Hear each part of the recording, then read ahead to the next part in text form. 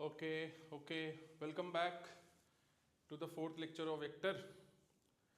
बढ़िया बातें हम ऑलरेडी कर ही चुके थे। ये लास्ट लेक्चर में देखो हमने ये बातें करी थी, है ना। तो हम लोगों ने उस टाइम पे लास्ट लेक्चर में डॉट प्रोडक्ट की बातें करी थी और कुछ क्वेश्चंस भी करे थे, याद है ना आप लोगों को। तो भैया आज मैं आपके समक्ष लास्ट टॉपिक लेके आया हूँ और इस टॉपिक का नाम तुम्हें ऑलरेडी पता है, याद है। मैंने तुम लोग से बात करी थी कि हम लोग ने एडिशन ऑफ वेक्टर पढ़ लिया है, सब्ट्रैक्शन ऑफ वेक्टर पढ़ लिया है, प्रोडक्ट ऑफ वेक्टर पढ़ लिया है। और प्रोडक्ट ऑफ वेक्टर मैंने तुम्हें दो तरीके के वेक्टर बताए थे, एक बताया था मैंने स्केलर प्रोडक्ट, दूसरा बताया था मैंने वेक्टर प्रोडक्ट। तो भाई साहब आज जो चर्चा होगी वो स्केलर प्रोडक्ट पे तो हो चुकी है, तो आज किस पे चर्चा होगी? वेक्टर प्रोडक्ट पे, है ना। तो वेक्टर प्रोडक्ट देखो, स्केलर प्रोडक्ट तब बोलते हैं जब रिजल्ट स्केलर हो, वेक्टर प्रोडक्ट तब बोलते हैं जब रिजल्ट क्या हो? वेक्टर हो। वेक्टर प्रोडक्ट का दूसरा नाम जो है ना वो है क्रॉस प्रोडक्ट, ठीक है जी। ओके, तो फिर से वही चर्चा करेंगे, फिर से वही बात करेंगे। मैंने तुम्हें क्या बताया था, अगर दो वेक्टर हैं, सपोज करो एक है ए वेक्टर और मैं उसको लिख रहा हूं ए x i cap plus a y j cap plus a z k cap, ठीक। एक ये वेक्टर है। दूसरा वेक्टर है बी वेक्टर, जिसको मैं लिखूंगा B x i cap plus b y j cap plus b z k cap, ठीक। बात समझ में आई कि नहीं आई? अब ये दो वेक्टर है, अब मुझे इन दो वेक्टर को इस तरीके से मल्टीप्लाई करना है। देखो पिछले वाले पार्ट में, पिछले वाले लेक्चर में, पिछले वाली चर्चा में हमने ये पढ़ा था कि दो वेक्टर को इस तरीके से मल्टीप्लाई करो कि उनका जो रिजल्टेंट आए वो क्या है? स्केलर आए। अब यहां पे क्या करना है कि दो तरीके को इस तरीके से मल्टीप्लाई करना है कि इनका रिजल्टेंट जो आए वो क्या है? वेक्टर है। तो वहां पे हम लोग क्या कर रहे थे? वहां पे हम लोग लिख रहे थे ए डॉट बी। तो डॉट से क्या रिप्रेजेंट कर रहे थे हम लोग कि अगर दो वेक्टर के बीच में डॉट लगा हुआ है तो उसका रिजल्टेंट क्या आएगा? स्केलर आएगा, है ना। लेकिन यहां पे मैं क्या लिखूंगा? मैं लिखूंगा ए क्रॉस बी, ठीक है। जब ये ए क्रॉस बी होगा ना बेटा, तो ये एक नया वेक्टर दे देगा तुम्हें। तो सपोज करो a vector cross b vector is equal to c vector, then c vector will have some magnitude obviously. तो मैग्नीट्यूड कैसे निकालेंगे उस पर चर्चा करेंगे, एंड डायरेक्शन उस पर भी चर्चा करेंगे कि डायरेक्शन कैसे निकालते हैं, ठीक है। तो मैग्नीट्यूड जो निकाल लेते हैं ना वो निकाल लेते हैं डिटर्मिनेंट रूल से। ये तुम क्लास 12th में मैथ्स में पढ़ोगे, लेकिन क्या है ना कि फिजिक्स की फिर वही बात है, फिजिक्स में जो चर्चा होती है वो पूरी मैथमेटिक्स के बेसिस पे होती है। तो मैं अभी तुम्हें डिटर्मिनेंट समझा नहीं रहा हूं कि डिटर्मिनेंट्स होते क्या हैं, पर मैग्नीट्यूड निकालने का एक मेथड है जिसको हम लोग बोलते हैं डिटर्मिनेंट रूल, ठीक है। तो तुम अभी तो इसको याद कर सकते हो कि भाई साहब सर ने बताया कि डिटर्मिनेंट रूल से अपने को याद करना है, डिटर्मिनेंट रूल, ठीक है। और डायरेक्शन हम कैसे निकालेंगे? डायरेक्शन निकालेंगे राइट हैंड थंब रूल से। देखो बस ये सुनने में ही टफ है ना, बिल्कुल घबराना नहीं है। तुम्हें मैं इतने बढ़िया तरीके से याद करवा दूंगा ना कि तुमसे रात को 2 बजे भी उठा के पूछूंगा तब भी तुम ये सॉल्व कर ले जाओगे। और है भी आसान, कोई ऐसा कोई बहुत खास टॉपिक नहीं है ना। 1-2 बारी बस पढ़ लोगे तो हो जाता है। तो हमने क्या क्या बात करी? हमने बोला कि आज हम क्या पढ़ने वाले हैं? हम पढ़ने वाले हैं वेक्टर प्रोडक्ट। वेक्टर प्रोडक्ट होता क्या है? वेक्टर प्रोडक्ट होता है कि भैया दो वेक्टर को इस तरीके से मल्टीप्लाई करो तो जो उसका रिजल्टेंट आएगा वो क्या आएगा? एक तीसरा वेक्टर आएगा। उस तीसरे वेक्टर के लिए अपने को दो चीजें चाहिए होंगी, एक चाहिए होगा मैग्नीट्यूड, दूसरा चाहिए होगा डायरेक्शन। मैग्नीट्यूड कैसे आएगा? डिटर्मिनेंट रूल से। डायरेक्शन कैसे आएगा? राइट हैंड थंब रूल से। अच्छा, एक और बढ़िया बात तुम्हें मैं बता देता हूं। सपोज करो कि आपने बोला कि ए वेक्टर है और बी वेक्टर है, ठीक है। उसके बीच में कुछ एंगल भी होगा, से थीटा होगा, मान लेते हैं, चलो। तो मैंने लिया एक वेक्टर जिसका मैंने बोला ए वेक्टर, मैंने दूसरा वेक्टर लिया बी वेक्टर, और मैंने बोला कि भैया एंगल थीटा है, ठीक। तुमने कहा ठीक है सर। अब मैथमेटिकली जब तुम ए क्रॉस बी करते हो ना बच्चा, तो वो पता है किसके बराबर आता है? मॉड ए मॉड बी साइन थीटा के, ये हो गया इसका मैग्नीट्यूड। ठीक है, साथ में डायरेक्शन अगर लेना है तो अपने पास ले लेंगे हम एन कैप। एन कैप मतलब नॉर्मल। अब तुम बोलोगे कि सर ये एन कैप क्या है, देखो मैं तुम्हें बताता हूं, यहां पे ये जो mod A mod b sine theta, this will give you the magnitude. जैसे याद करो हम लोगों ने डॉट प्रोडक्ट में भी क्या पढ़ा था, a dot B is equal to mod A mod B cos theta. क्या a dot b mod B cos theta के बराबर होता है? नहीं, a dot b mod B cos theta के इक्विवेलेंट होता है, क्योंकि जो मॉड बी कॉस थीटा का रिजल्टेंट होगा वही ए डॉट बी का भी रिजल्टेंट होगा, है ना।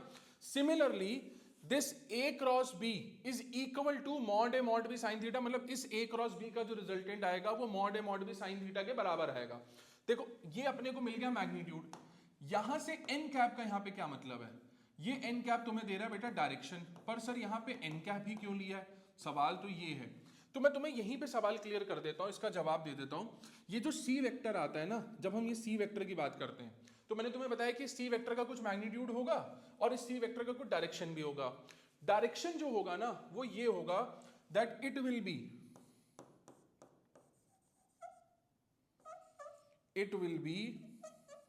परपेंडिकुलर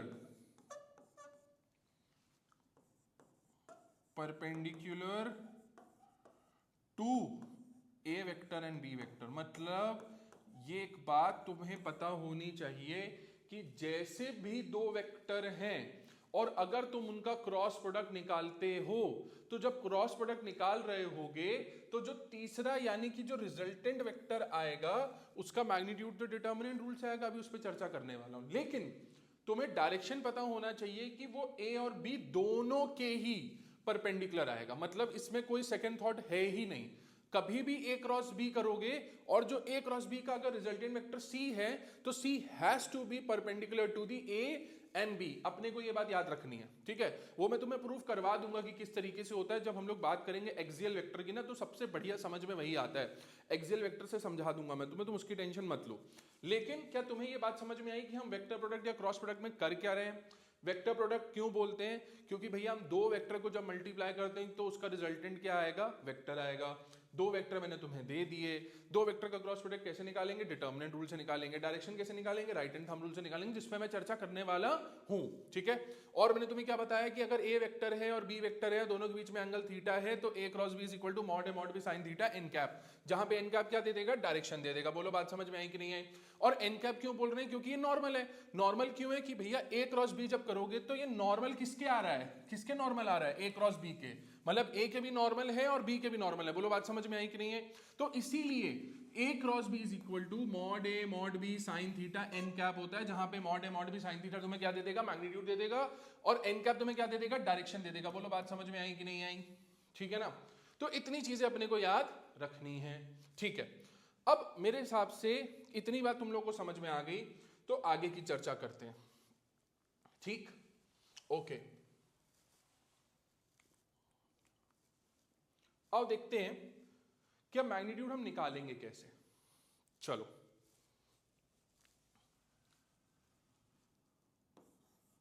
तो मैंने लिया ए वेक्टर, उसको मैंने लिया a x i cap plus a y j cap plus a z k cap. B vector b x i cap plus b y j cap plus b z k cap. करना क्या है? तुम्हें करना है ए cross B.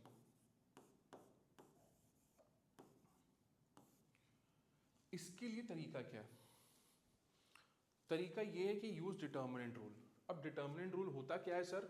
देखो बेटा, एक काम करो, बिल्कुल मैं तुम्हें ना ये बात एकदम लेमन भाषा में समझाने वाला हूं। तुम क्या करो, दो लाइन खींच लो, है ना। जब मैं बोल रहा हूँ लेमन भाषा में ना, तो मैं बिल्कुल एकदम देसी भाषा का इस्तेमाल करूंगा ताकि तुम्हें समझ में आ जाए कि मास्टर कर क्या रहा है। ठीक, यहां लिखो आई, यहां लिखो जे, यहां लिखो के, ठीक? ठीक है सर। अब आई के देखो दो हैं, ए एक्स और बी एक्स, लिख दो ए एक्स बी एक्स। जे के क्या है, ए वाई बी वाई। के क्या है, ए जेड बी जेड। बोलो बात समझ में आई कि नहीं आई? तो आई के साथ ए एक्स बी एक्स, जे के साथ ए वाई बी वाई और के के साथ ए जेड बी जेड। अब बात को समझना, क्या करना है तुम्हें। अगर तुम्हें आई निकालना है, मैं तुम्हें अभी शॉर्ट ट्रिक बता रहा हूं, पहले मैं तुम्हें शॉर्ट ट्रिक बताऊंगा, फिर मैं तुम्हें इसके पीछे का रीजन बताऊंगा, ठीक है? तो पहले शॉर्ट ट्रिक समझ लो। अगर तुम्हें आई कैप निकालना है तो तुम क्या करो, जे मतलब इस आई को भूल जाओ। जब तुम इस आई को भूल जाओगे तो बच क्या रहा है, जे और के। जे का ऐसे करो, ए वाई इंटू बी जेड, मैं लिख देता हूं यहां पे, ए वाई इंटू बी जेड, ठीक, minus a z into B Y. बात समझ में आई कि नहीं आई? ए y B z minus a Z B Y, और ये देगा क्या, ये तुम्हें आई कैप देगा। अभी मैं तुम्हें सिर्फ रटवा रहा हूं, मैं तुम्हें सिर्फ शॉर्ट ट्रिक दे रहा हूं, इससे बिल्कुल कंफ्यूज ना होना कि सर ये कैसे हो गया। मैं तुम्हें बिल्कुल लॉजिकल बात बताऊंगा, तुम्हें उसकी टेंशन लेने की जरूरत नहीं है। लेकिन अच्छा, इस ब्रैकेट को भी चेंज कर दो, तुम मॉड से कंफ्यूज हो जाओगे। तुम इसको ऐसे समझ लो कि ये ब्रैकेट है, मॉड नहीं है ना, तो उससे कंफ्यूज नहीं होना। तो मैंने क्या करा, आई कैप के लिए जब मुझे आई कैप निकालना है तो मैं किसको लूंगा, जे और के को, ठीक, मतलब आई को छोड़ के जे और के को लिया। अब तुम सोचो जरा, अगर मुझे जे को लेना है, जे को निकालना है, तो मैं किसको लेना चाहिए? जब आई को सॉल्व कर रहे थे तो जे और के ले रहे थे, आई छोड़ के जे के लिया। अब जब जे को सॉल्व करना है तो किसको छोड़ोगे, आई और के को, मतलब जे को छोड़ दोगे और आई और के को ले लोगे, ठीक है? तो यहां पे लिखो माइनस। अभी माइनस मैंने क्यों लगाया है, जे के साथ माइनस आता है, क्यों लगाया उसका भी रीजन दूंगा, पर तुम इतना पहले समझ लो। फिर देखो ax को, देखो j वाली लाइन को भूल जाओ, j के लिए सॉल्व कर रहे हो ना तो j को ही भूल जाओ। ax into b z minus a z into b x, साथ में क्या आ गया, j कैप। तो ये हो गया आई कैप, ये हो गया j कैप। अब लगाओ प्लस, किसको निकालना है, k को निकालना है ना, तो i और j को ले लो, ax by minus a y b x.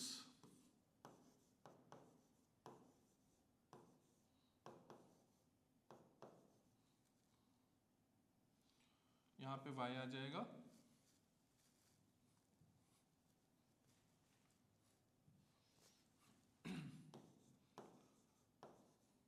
और ये आ जाएगा k कैप, ठीक है, इस तरीके से। अच्छा, तुम यहां पे भी ये भी लिख सकते हो, प्लस माइनस प्लस, देखो मैंने यही लिया, इसको प्लस लिया, बीच वाले को माइनस लिया, इसको प्लस लिया। अभी मैं तुम्हें सिर्फ रटवा रहा हूं, ठीक है? इसको बोलते हैं ब्रेनस्टॉर्मिंग, कि पहले तुम सीख लो कि ये कहां से क्या आया है, उसके बाद मैं तुम्हें हर एक चीज का एक्सप्लेनेशन दूंगा कि ये मैंने ऐसा क्यों करा था, और तब तुम्हें रियलाइज भी हो जाएगा।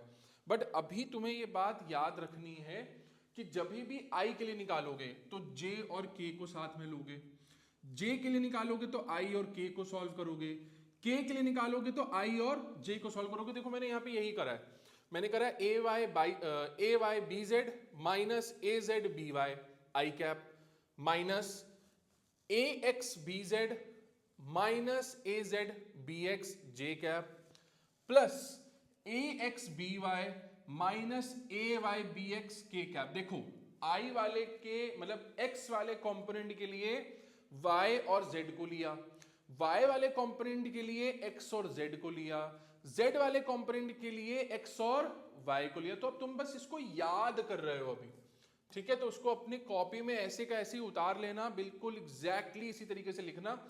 अब बात करते हैं कि ये हम कर क्यों रहे हैं, ठीक? इतनी बात क्लियर हो गई? तो मैं इसको फाइनली यहां पे लिख देता हूं साथ में, तुम्हें फिर से मतलब इसको आना चाहिए कि किस तरीके से मास्टर ने लिखा है। तो ये हो जाएगा ए y B z minus a Z B Y I cap minus A x B z minus a Z B x J cap plus A x B Y minus a y B z k cap. बोलो बात समझ में आई कि नहीं आई? तो इतनी बात अपने को याद रखनी है। इससे हमें क्या मिलेगा? हमें एक वेक्टर मिलेगा।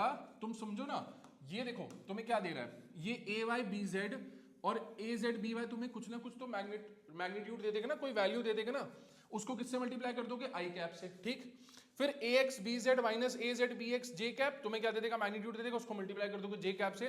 तो तुम्हारे पास सपोज करो अगर मैं इसको ए डैश बोलता हूं और मैं इसको बी डैश बोलता हूं और मैं इसको सी डैश बोलता हूं, तो तुम्हारे पास पता है क्या आएगा? A dash i cap plus b dash j cap plus c dash k cap. बोलो बात समझ में आई कि नहीं आई? क्लियर हुआ कि नहीं हुआ? या इसको एक और आसान भाषा में बता देता हूं, छोड़ो इसको भी मत लिखो, तुम इसमें भी कंफ्यूज ना हो जाओ। तुम ये वाला तुम्हें कौन सा कंपोनेंट दे रहा है? ये तुम्हें x कंपोनेंट दे रहा है ना, तो इसको लिख लो। अगर तुम वेक्टर c बोल रहे हो ना, तो ये c का x कंपोनेंट हो गया, तो इसको cx लिख लो, ठीक। इसको लिख लो cy, क्योंकि y कंपोनेंट दे रहा है ना भाई, और इसको लिख लो तुम cz। बोलो बात समझ में आई कि नहीं आई? ठीक है, तो तुम्हारे पास अल्टीमेटली जो c वेक्टर आया ना, देखो एक वेक्टर आया, तुम्हें उसने क्या दिया? cx i cap minus cy j cap plus cz k cap. बोलो बात समझ में आई कि नहीं आई? तो तुमने जब a क्रॉस b करा तो तुम्हें एक नया वेक्टर मिला, और इस वेक्टर की खास बात ये होगी कि ये a और b दोनों के परपेंडिकुलर होगा। बोलो बात समझ में आई कि नहीं आई? ठीक है, अब इस पे एक क्वेश्चन देख लो, जैसे बहुत आसान सा मैं क्वेश्चन लेता हूं, ठीक है ना, तो उससे क्या होगा कि तुम्हें समझ में आ जाएगा कि हो क्या रहा है यहां पे एग्जैक्टली। ठीक, चलो अब देखो, मैंने तुमसे बोला कि एक वेक्टर है ए वेक्टर, वो क्या है? 2i plus 3j plus 4k। ठीक है, इतनी बात तो मैं हमेशा ऐसे ही वेक्टर लेता हूँ, मुझे बड़ा पसंद आता है ये। और दूसरा वेक्टर ले लेते हैं 1i plus 1j plus 1k। चलो आसान सा वेक्टर लेते हैं। मैं तुम्हें बोल रहा हूँ आसान भाषा में, फाइंड a क्रॉस b। क्या करो? a क्रॉस b कर लो। तो a क्रॉस b कर लो, उसमें कोई बहुत टेंशन वाली बात है नहीं अब तो a क्रॉस b तुम्हारे मास्टर ने तुम्हें कैसे सिखाया है? देखो क्या करो, दो डब्बे बनाओ, मतलब दो लाइनें बना लो, एक डब्बा बन गया। इधर लिखो i, इधर लिखो j, इधर लिखो k। तुम्हें पता होना चाहिए प्लस, ये माइनस, ये प्लस, है ना? इतना तो तुम्हें मास्टर ने रटवा दिया ना। अभी करूंगा बात, घबराना नहीं बिल्कुल कि अरे सर ये सब हो कैसे रहा है, उसका भी जवाब मिलेगा, लेकिन अभी कैसे होना चाहिए ये तो पता करो पहले, ठीक। i के साथ देखो 2 और 1 लिखो, 3 के साथ मतलब j के साथ 3 और 1 लिखो, k के साथ 4 और 1 लिखो। ठीक, समझ में आई बात कि नहीं आई? अब क्या करना है? पहले सबसे पहले क्या निकालेंगे? i, फिर क्या निकालेंगे? j, फिर क्या निकालेंगे? k। तो जब i निकाल रहे हो तो j और k को लेना है, फिर जब j निकालोगे तो किसको लेना है? i और k को, फिर जब k को निकालोगे तो किसको लोगे? i और j को। तो सबसे पहले देखो i के लिए सॉल्व करते हैं। तो 3 इंटू 1 माइनस 4 इंटू 1 लिखता हूं बेटा यहां पे, 3 इंटू 1 माइनस 4 इंटू 1 आई कैप। किसी को दिक्कत? ठीक, 3 इंटू 1 माइनस 4 इंटू 1 कर दिया मैंने। यहां पे बीच में क्या लगेगा भाई साहब? क्या लगेगा बताओ? माइनस, क्योंकि सर ने हमें माइनस रटवाया है अभी तो, है ना। फिर अब किसके लिए सॉल्व करोगे? जे कैप के लिए सॉल्व करोगे। तो देखो 2 इंटू 1 माइनस 4 इंटू 1, कोई दिक्कत वाली बात नहीं है। चलो प्लस, देखो यहां पे क्या था? प्लस चल रहा था, यहां पे माइनस और यहां पे फिर आखिरी में प्लस। अब क्या के कैप के लिए सॉल्व कर रहे हो? तो 2 इंटू 1 माइनस 3 इंटू 1,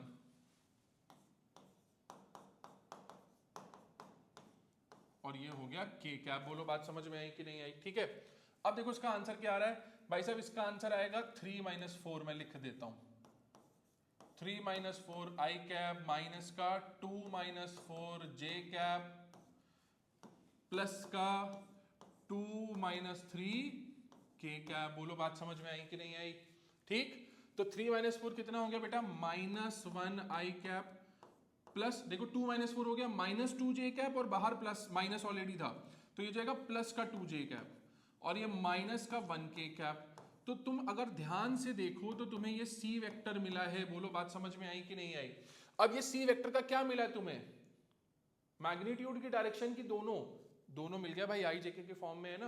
तो तुमने यहां पे डायरेक्टली a क्रॉस b सीख लिया। बोलो बात समझ में आई कि नहीं आई?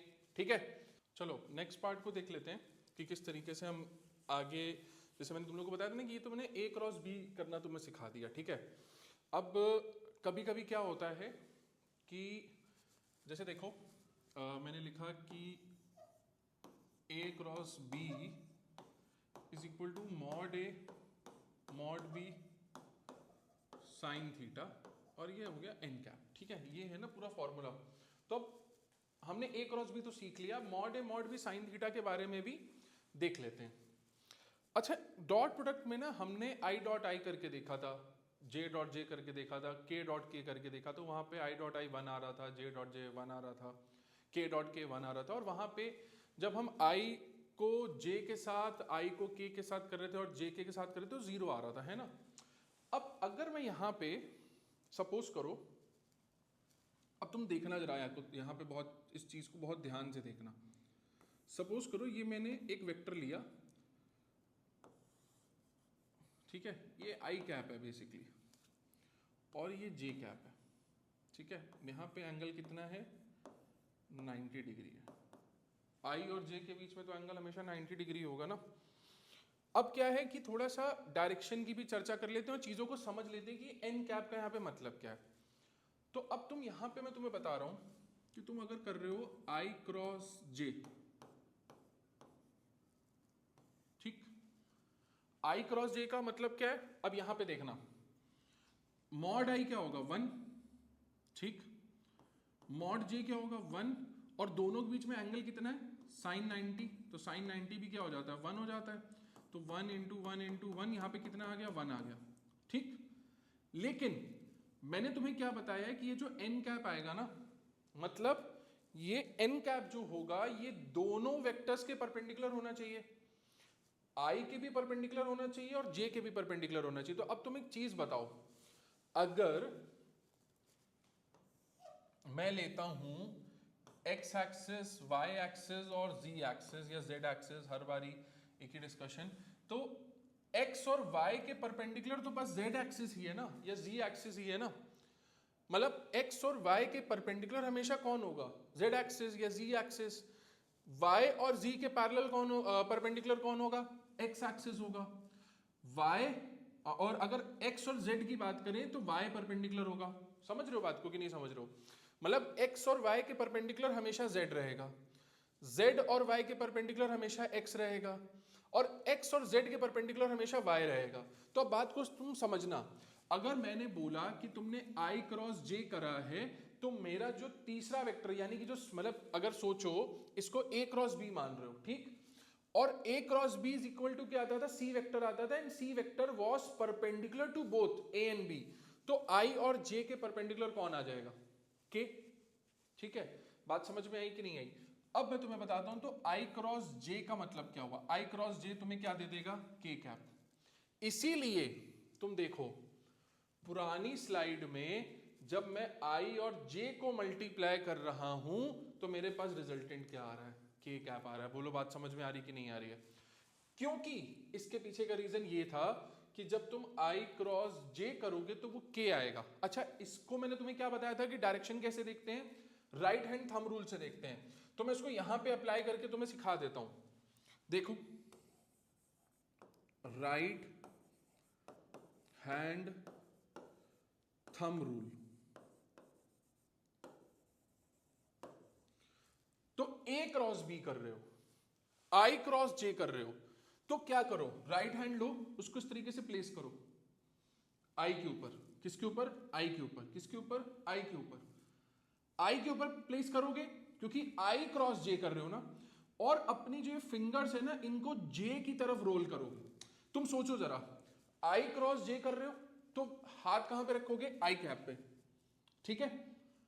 क्रॉस है ना, तो क्रॉस करने के लिए क्या मुझे फिंगर्स को जे की तरफ लेके जाना पड़ेगा।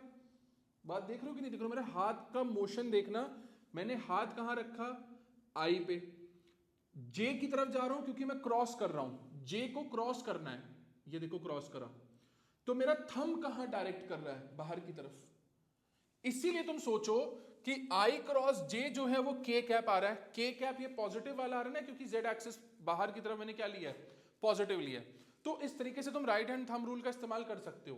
फिर से देखो, एक बार और बता रहा हूं तुम्हें मैं, क्या कर रहे हो यहां पे, आई क्रॉस जे, आई क्रॉस जे जब तुमने करा तो तुमने हाथ कहां पे रखना है, आई पे, क्रॉस किसको करना है, जे पे, तो आई क्रॉस जे, हाथ का अंगूठा देखो कहां जा रहा है मेरा, राइट हैंड थंब रूल के हिसाब से देखो थंब कहां जा रहा है, बाहर की तरफ, इसीलिए देखो के कैप आ रहा है। बोलो बात समझ में आई कि नहीं है। तो ये एक तरीका है जिससे तुम परपेंडिकुलर वेक्टर का डायरेक्शन निकाल सकते हो। अच्छा एक बात और सुनना जरा ध्यान से, अब अगर तुम कहो कि सर एक काम करिए जरा, आपने आई क्रॉस जे सिखा दिया है, अब हमें जे क्रॉस आई सिखा दीजिए। तो अब देखो, क्या वही सेम तरीका फॉलो करूंगा मैं, हाँ बिल्कुल। कौन सा हैंड लिया मैंने, राइट हैंड, कहां प्लेस करा, अब देखो पहले आई क्रॉस जे था, अब मैं क्या कर रहा हूं, जे क्रॉस आई, तो हाथ कहां पे रखूंगा, जे पे, और रोल कहां करूंगा, आई पे। तो देखो हाथ रखा जे पे, क्रॉस करा आई को, तो देखो अब यहां पे पिछले वाले केस में एंटी क्लॉकवाइज था, यहां वाले केस में क्लॉकवाइज है, तो देखो थंब कहां जा रहा है, अंदर की तरफ, तो जे क्रॉस आई माइनस के आएगा। तो अपने को एक चीज और बढ़िया सीखने को मिली कि i cross j is not equal to j cross i. इस बात को बहुत अच्छे से ध्यान रखना, या अगर मैं इसको जनरल फॉर्म में लिखूं तो a cross b is equal to c vector, but b cross a is equal to minus c vector. या मैं ये बोल सकता हूं कि a cross b is not equal to b cross a. हाँ मैग्नीट्यूड की बात अलग है, तुम बोल सकते हो कि दोनों के मैग्नीट्यूड सेम आ रहे हैं, पर क्या दोनों वेक्टर सेम आ रहे हैं, नहीं। एक आ रहा है पॉजिटिव में तो दूसरा आ रहा है नेगेटिव में। तो आई क्रॉस जे क्या हुआ, के, और जे क्रॉस आई क्या हुआ, माइनस के। बोलो बात समझ में आई कि नहीं आई। सिमिलरली अगर तुम आई जे के की जगह जे और के लेते हो, वो भी दिखाता हूं तुम्हें, देखो कैसे होगा। इतनी बात तो क्लियर हो गई ना, पक्का। देखो आई क्रॉस जे क्या आएगा, के, और जे क्रॉस आई क्या आएगा, माइनस के।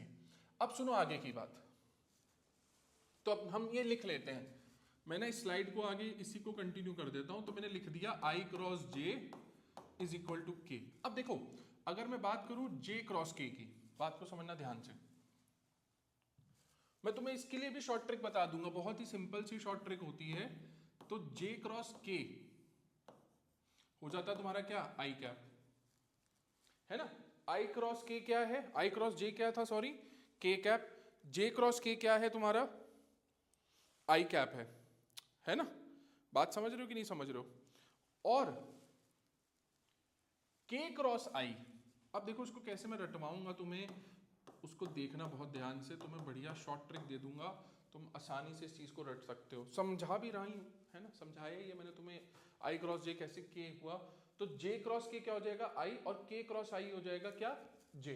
अब समझो, तुम एक काम करो, एक सर्कल बना लो, ठीक, उस पे लिखो आई कैप, कहीं बीच में लिख लो जे कैप, और कहीं बीच में लिख लो इधर पे के कैप, ठीक है।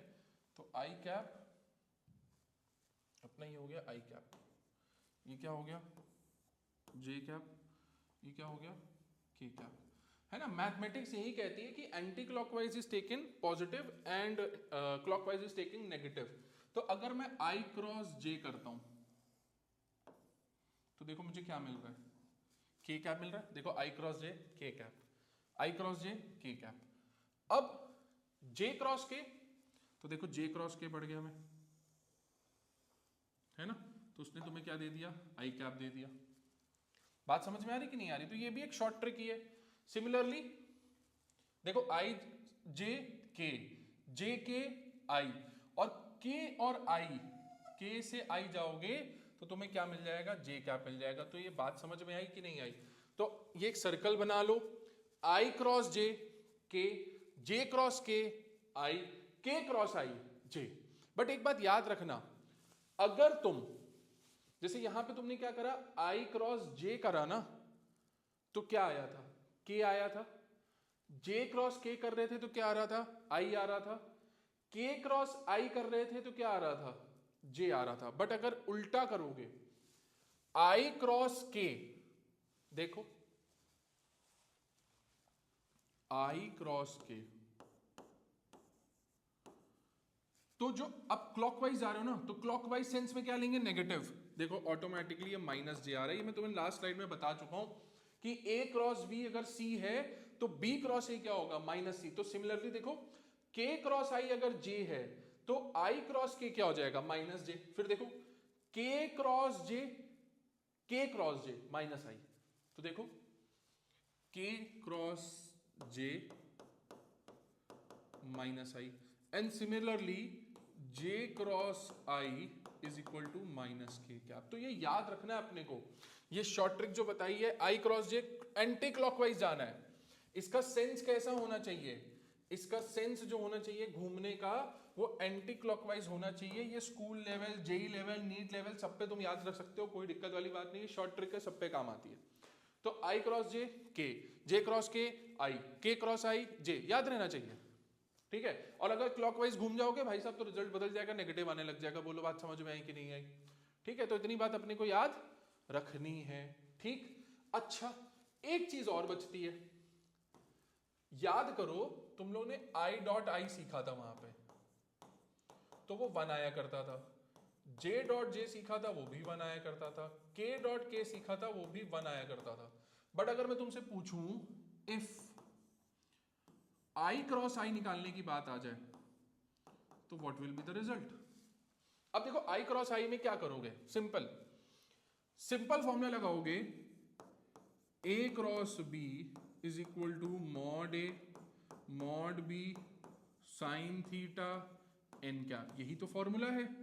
अब आई क्रॉस आई कर रहे हैं तो ए वेक्टर तुम्हारा आई हो गया, बी वेक्टर भी तुम्हारा आई हो गया, दोनों क्योंकि एक दूसरे से पैरेलल है तो जीरो हो गया। तो यहां पे 1 इंटू साइन जीरो जीरो, तो भाई साहब क्या आ गया, जीरो आ गया ना। तो आई क्रॉस आई का आंसर क्या आएगा, जीरो आंसर आएगा। क्या आएगा, जीरो। तो आई क्रॉस आई जीरो कैसे आया, क्योंकि आई का जो यूनिट वेक्टर का मॉड लेंगे तो वन आएगा, बी इसका दूसरे वाले का भी आई कैप का लेंगे तो वन आएगा, और दोनों के बीच में क्योंकि एक दूसरे से पैरेलल हैं तो इसलिए साइन थीटा यहाँ पे क्या हो जाएगा, थीटा हो जाएगा जीरो, तो साइन जीरो जीरो। तो आंसर तुम्हारा यहाँ पे क्या आ जाएगा, आई क्रॉस आई जीरो। तो अब एक बात याद रखना, अगर आई क्रॉस आई जीरो आ रहा है तो जे क्रॉस जे भी जीरो ही आएगा, के क्रॉस के भी जीरो ही आएगा। इसका मतलब अपने को एक और बढ़िया चीज सीखने को मिलती है यहां पे, देखना। अब अगर सोच के देखो कि जो ए क्रॉस बी है वो बेसिकली क्या है, मॉड ए मॉड बी साइन थीटा है ना। अब थीटा कहां कहां जीरो, मतलब थीटा एक बार जीरो पे साइन जीरो हो जाएगा और थीटा एक बार 180 पे जीरो हो जाएगा। तुम देखो ध्यान से, है ना। तो ए क्रॉस बी जीरो कब आएगा, इक्वल टू जीरो कब, question mark, when a and b are either parallel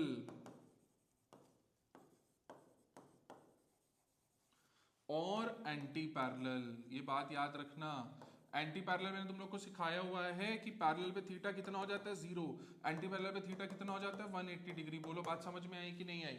तो ए क्रॉस भी कभी भी करोगे और वो अगर जीरो आ रहा होगा तो इस पे क्वेश्चन भी आता है ना, इस पे क्वेश्चन भी आता है, तुमसे बोल देगा कि find out the vector product या cross product of a and b, ठीक है। और अगर उसका रिजल्ट जीरो आ जाएगा तो तुमसे एंगल निकालने के लिए बोल देगा। तो तुम्हें ये याद रखना है पहले से ही कि भैया दो अगर वेक्टर्स का क्रॉस प्रोडक्ट जीरो आता है तो या तो वो पैरेलल हैं या तो वो एंटी पैरेलल हैं। क्या ये बात समझ में आएगी कि नहीं आएगी, ठीक है। और अच्छा एक बात और है, तुमसे ये भी पूछ सकता है कि ए क्रॉस बी की मैक्सिमम वैल्यू कब होगी। ए क्रॉस बी की जो मैक्सिमम वैल्यू समझ रहे हो कि ए क्रॉस बी की सबसे ज्यादा, क्योंकि देखो ए क्रॉस बी किस पे डिपेंड करता है, ए के मैग्नीट्यूड पे, बी के मैग्नीट्यूड पे और एंगल बिटवीन देम। थीटा जो साइन थीटा आ रहा है, बेसिकली थीटा क्या है, एंगल बिटवीन देम ना। तो ए क्रॉस बी मैक्सिमम कब होगा, जब थीटा 90 होगा। और थीटा 90 होने का मतलब क्या है, that a and b, sorry a and b, cross नहीं लिखना चाह रहा था, ए एंड बी लिखूंगा यहां पे मैं, a and b are perpendicular to each other. बोलो बात समझ में आई कि नहीं आई? अगर a and b are perpendicular to each other तो तुम ये बात बोल सकते हो कि भाई साहब ए क्रॉस बी जो आने वाला है वो मैक्सिमम आने वाला है। बोलो बात समझ में आई कि नहीं आई? ठीक है, क्लियर हुआ कि नहीं हुआ? तो इतनी बातों को अपने को ध्यान रखना है। हाँ भाई, हम लोग किस बारे में बात कर रहे थे? हम लोग ये पढ़ लिया था, ठीक है। आओ कुछ बात कर लेते हैं क्वेश्चंस पे, है ना, कि किस तरीके से क्या कहानी रहेगी। जैसे देखो एक ये क्वेश्चन है कि a man walk towards east with a certain velocity, a car is traveling along a road which is 30 degree west of north। अब देखो ना क्या है ना, मैं तुम लोग को जो भी कुछ चीज़ें जो बच गई हैं, मतलब मैंने तुम्हें सब कुछ पढ़ा ही दिया है जितना बेसिक ज़रूरी था वेक्टर्स का। बाकी जो चीज़ें हैं, कुछ चीज़ें तुम क्वेश्चंस के थ्रू सीखोगे, ठीक है। तो हम लोगों ने क्या क्या पढ़ लिया? हम लोगों ने एडिशन वेक्टर पढ़ लिया, सब्ट्रैक्शन पढ़ लिया, मल्टीप्लिकेशन पढ़ लिया, मल्टीप्लिकेशन में 2 टाइप पढ़ लिए, डॉट प्रोडक्ट और क्रॉस प्रोडक्ट, हमने सारी चर्चा कर ली, ठीक है। अब चर्चा के आखिरी मोड़ पे आते हैं और इस चर्चा को समाप्त करते हैं, फिर उसके बाद हम नया चैप्टर शुरू करेंगे, ठीक। ये आवाज़ कहीं से तो आई थी, कुछ तो हुआ है, चलो एनीवेज। तो इस चर्चा को आगे बढ़ा लेते हैं। तो मैं तुम लोग को एक बात बताना चाहता हूँ कि ना, ये ऐसे ईस्ट वेस्ट वाले क्वेश्चन बहुत स्कूल लेवल पे आते हैं। तो ये मान लो ईस्ट है, ये नॉर्थ है, ये वेस्ट है, ये साउथ है। एरो बना देते हैं, थोड़ा सा अच्छा लगेगा, सुंदर लगेगा, ठीक है। तो बोल रहा है man walks towards east with certain velocity. Man की कुछ वेलोसिटी है, वो ईस्ट की तरफ जा रहा है, तो हम बना देते हैं this is the velocity of man, ठीक है भैया, बहुत बढ़िया। A car is traveling along the road which is 30 degree west of north। 30 degree west of north मतलब कि नॉर्थ से, अब देखो इसको पढ़ते कैसे हैं, ये बात देखो, क्वेश्चन बहुत अच्छा है। 30 डिग्री वेस्ट ऑफ नॉर्थ मतलब नॉर्थ से क्या करोगे, 30 डिग्री लोगे, ये हो गया 30 डिग्री नॉर्थ, है ना। नॉर्थ से 30 डिग्री वेस्ट, वेस्ट की तरफ 30 डिग्री, तो ये हो गया तुम्हारा क्या, 30 डिग्री वेस्ट ऑफ नॉर्थ। ये भाई साहब कौन है, अ कार, तो इसको ले लो वेलोसिटी ऑफ कार, ठीक। While a bus is traveling in another road which is 60 degree south of west, मतलब वेस्ट से 60 डिग्री, वेस्ट से क्या हो गया, ये 60 डिग्री हो गया, है ना। 60 degree south, 60 degree south of west, west से। तो पूछ रहा है find the velocity, find the angle between the velocity vector of man and car. ठीक है भैया, बता देते, उसमें कोई बहुत खास बात है नहीं। देखो ये 30 डिग्री है और ये जो है ये 90 डिग्री है ना। तो एंगल, पहले पार्ट का आंसर जो हो जाएगा वो जाएगा एंगल बिटवीन मैन, आदमी एंड कार। तो मैन एंड कार अपना हो गया कितना, 120 डिग्री। आसान सा क्वेश्चन है, बहुत ही बढ़िया। बस एक बार बनाना, डायग्राम बना लिया ना तुमने, कार एंड बस, कार ये है, बस ये है, बस तो हो गई 60 डिग्री बना रही है, तो वेलोसिटी ऑफ बस, तो देखो ये एक एंगल हो गया, एक एंगल ये हो गया, देखो 60 डिग्री तो यही हो गया और 60 डिग्री इसका अपना वाला हो गया।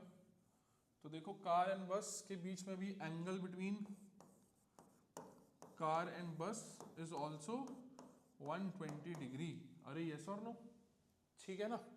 आखिरी देखते हैं भाई साहब, बस और मैन। तो मैन ये है, 90 डिग्री तो यही हो गया तुम्हारा और 30 डिग्री ये हो गया। तो इसका भी आंसर, तीनों का आंसर सेम ही आ रहा है, बहुत ही बढ़िया, कोई कंफ्यूजन ही नहीं होगा, कुछ भी लिखाओ, तीनों का तो आंसर सेम है, बस एंड मैन 120 डिग्री, है ना। तो ये अपना क्वेश्चन हो गया खलास। क्या हो गया, खलास, मतलब खत्म कर दिया हमने, ठीक है ना। तो इसका भी आंसर 120 डिग्री लिख देता हूँ यहाँ पे, तुम कहोगे नहीं तो आंसर तो हमें पता नहीं चला sir, 120 degree and 120 degree. Okay, I hope ये क्वेश्चन समझ में आ गया। ये बिल्कुल बेसिक क्वेश्चन है, तुम्हें समझाने के लिए ही इसको लाया हूँ मैं यहाँ पे, है ना। ठीक है, चलो आगे की बात करें, आगे की बात करते हैं भाई साहब। नेक्स्ट क्वेश्चन पे आते हैं। देखो नेक्स्ट क्वेश्चन ना, ये वाला मैंने तुम लोग को एक टॉपिक पढ़ाया था, पहले नेक्स्ट क्वेश्चन को रीड कर लो जरा। सवाल ये बोल रहा है, bird moves with the velocity 20 metre per second in a direction making an angle of 60 degree with the eastern line. अरे वाह क्या बात है, ईस्टर्न लाइन, कुछ बहुत ही बढ़िया बेहतरीन सुनने में लग रहा है ना। ईस्टर्न आ रहा है, ईस्ट के साथ 60 डिग्री बना रहा है और कुछ नहीं बोल रहा है, तो ईस्ट मतलब क्या, एक्स एक्सिस मान लो ना भाई। And 60 degree with the vertical upward. अब सुनो मेरी बात को बहुत ध्यान से, कभी भी तुम्हें देखो होता ये है कि वर्टिकल अपवर्ड में बच्चे बहुत गलती करते हैं। मैंने भी अपने टाइम में वर्टिकल अपवर्ड में गलती करी थी, और बताओ मुझे इसलिए भी याद है ना। अगर तुम इसको ईस्ट बोल रहे हो, इसको वेस्ट बोल रहे हो, नॉर्थ और साउथ, ईस्ट वेस्ट बोल दिया ना उसने क्वेश्चन में, तो ईस्ट वेस्ट नॉर्थ साउथ मान लिया तुमने, ठीक। अब इसमें बोल रहा है वर्टिकल अपवर्ड। वर्टिकल अपवर्ड का यहाँ पे मतलब ये नहीं है कि नॉर्थ की तरफ ऊपर जा रहा है, नहीं। वर्टिकल अपवर्ड है कि मतलब बाहर, क्योंकि ईस्ट वेस्ट नॉर्थ साउथ तो आ गया 2D पे, और वर्टिकल अपवर्ड मतलब बाहर, और वर्टिकल डाउनवर्ड मतलब अंदर। अरे बोलो बात समझ में आई कि नहीं आई। तो भाई साहब 60 डिग्री ये किससे बना रहा है, जेड एक्सिस से, है ना। तो यहाँ पे याद करो, यहाँ पे मैं तुम लोग को डायरेक्शन कोसाइन वाला कॉन्सेप्ट बताया था, अल्फा बीटा एंड गामा। याद है कि नहीं याद है, गामा बताया था ना। तो देखो ये अल्फा जो है वो 60 डिग्री, क्योंकि alpha was the angle any vector makes with the x axis. Beta के एंगल के बारे में हमें पता है नहीं बेटा, तो हम वही निकाल लेंगे पहले, ठीक है। और गामा के साथ भी देखो, गामा के बारे में मैंने क्या बताया था, that any vector makes an angle with the Z axis. ठीक है ना, बात समझ में आ रही कि नहीं आ रही है। तो ये अल्फा हो गया, ये बीटा हो गया, और ये इसके साथ गामा हो गया, है ना, ये जेड एक्सिस है। याद है कि नहीं याद है। तो मैंने तुम लोग को एक कंडीशन लिखवाई थी कि cos square alpha plus cos square beta plus cos square gamma जो होता है वो 1 के बराबर होता है।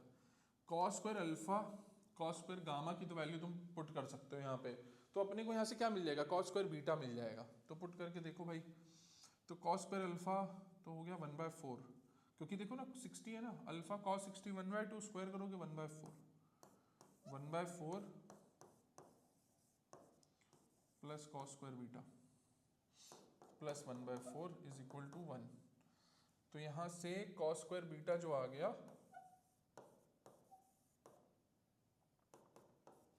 वो आ गया 1/2, या कॉस बीटा जो आ गया वो आ गया 1/√2। बोलो बात समझ में आई कि नहीं आई। ठीक है, तो इतनी बात तो तुम लोग को समझ में आ गई होगी यहाँ पे कि हम लोग ने क्या करा, cos square alpha plus cos square beta plus cos square gamma को सॉल्व कर लिया। अब क्या बचा है देखो, मुझे क्या लिखना है, वेलोसिटी वेक्टर लिखना है ना। तो वेलोसिटी वेक्टर लिखने के लिए वी वेक्टर अगर 3D में है तो 3D में लिख देंगे, आई जे के फॉर्मेट में आ जाएगा। अगर 2D में होगा तो 2D के फॉर्म में लिख देंगे। तो देखो होता क्या है, v x i cap plus v y j cap plus v z k cap. अब यहां पे वी एक्स की जगह तुम क्या लिख सकते हो, v cos alpha i cap plus v cos beta j cap plus v cos gamma k cap, है ना। ये बात कर सकते हो कि नहीं कर सकते हो। अब देखो v यहां पे कितना दे रखा है, वेलोसिटी दे रखी है 20 मीटर पर सेकेंड। तो बस पुट करने की देरी है, तुम्हारा फाइनल आंसर बहुत ही प्रेम से आ जाएगा, है ना। तो ये हो जाएगा 20, v कॉमन ले लिया मैंने यहां से ना, cos alpha i cap plus cos beta j cap plus cos gamma. तो कॉस अल्फा की वैल्यू यहां पे, है ना, पुट कर देना तुम आराम से।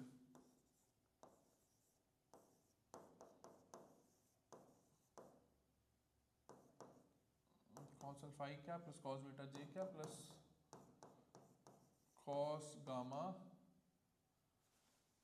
के कैप। बोलो बात समझ में आई कि नहीं है। तो now you have the values, क्योंकि तुम्हें एंगल तो दिए ही हुए हैं, तो पुट कर दो।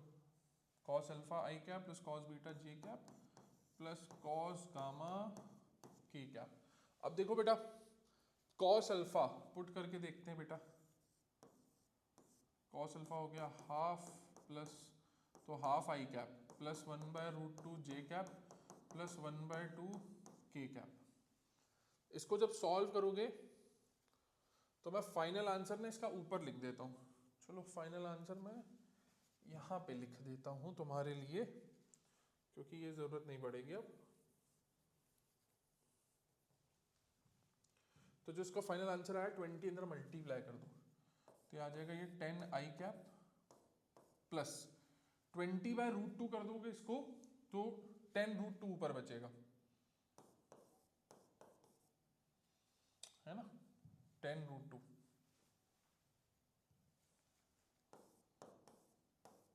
जे कैप प्लस 10 के कैप। तो ये तुम्हारा वेलोसिटी वेक्टर आ गया, है ना। बात समझ में आई कि नहीं आई? तो ये डायरेक्शन कोसाइन वाला ये रिलेशन जो मैंने तुम्हें समझाया था ना, इसीलिए मैंने क्वेश्चन डाला है, क्योंकि डायरेक्शन कोसाइन पे जो क्वेश्चन आते हैं वो उसी टाइप के आते हैं, है ना।